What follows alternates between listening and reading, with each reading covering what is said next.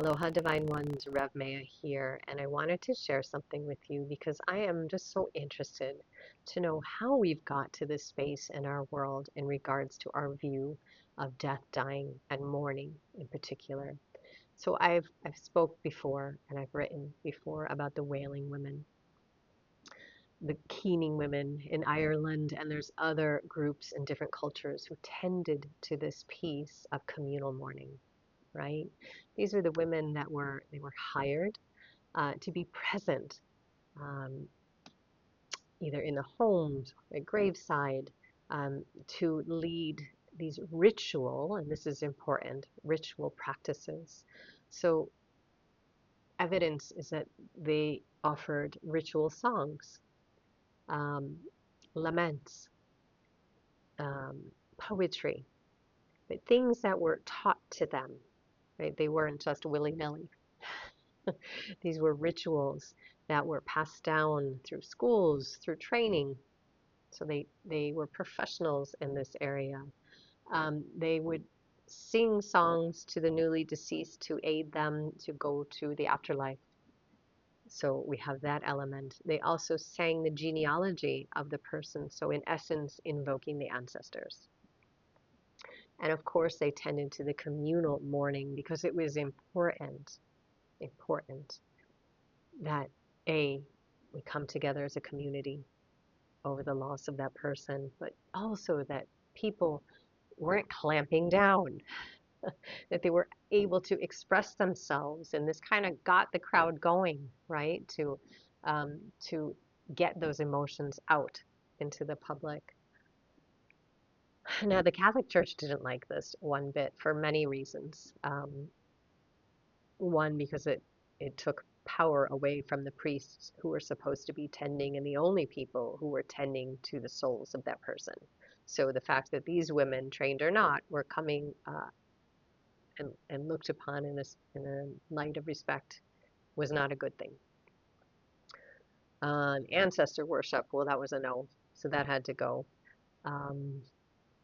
And they lumped it, of course, the Catholic Church and pagan rituals, and we're moving towards Christianity. So for a period of this 400 years, there was a whole bunch of laws and edicts to stop the wailing women and the keening women from doing what they had been trained to do. But it didn't work until in 1748, the church said they had had enough, and they created an edict which basically said that anyone would be excommunicated, thrown out of the church, doors barred, would not be let back in if you were caught in a public form of lamentation. This is important. Why? Because what that did was silenced us. Really think about that. It silenced us. So you had these ancestral rooted practices, ritual practices, which helped us as a community to come together, to excise our grief, to express our grief, and it was just silenced. Kind of similar with what we have today, isn't it? If you've ever gone to, well, there's different things today, but a Catholic funeral, it's very structured.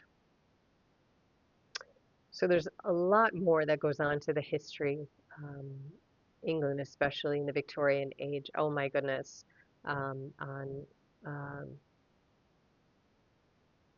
the view, I was searching for words, of silenced means composure, means educated.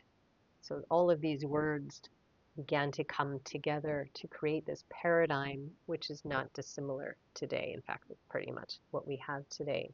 So this is my, little challenge for you is the next time you feel emotion coming up, what is your instinct?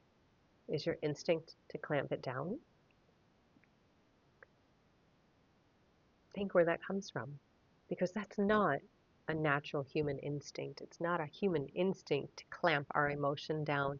Our natural human state of being emotional beings is to be emotional. not to hide that emotion. That is a paradigm. That is a power over thread of our world. So I encourage you to be aware of that. And the next time you feel emotion coming up, and check yourself, like, I have emotion coming up. I think I'm going to express it. Lots of ways to express our emotion in safe and human ways. So keep that in mind. All right?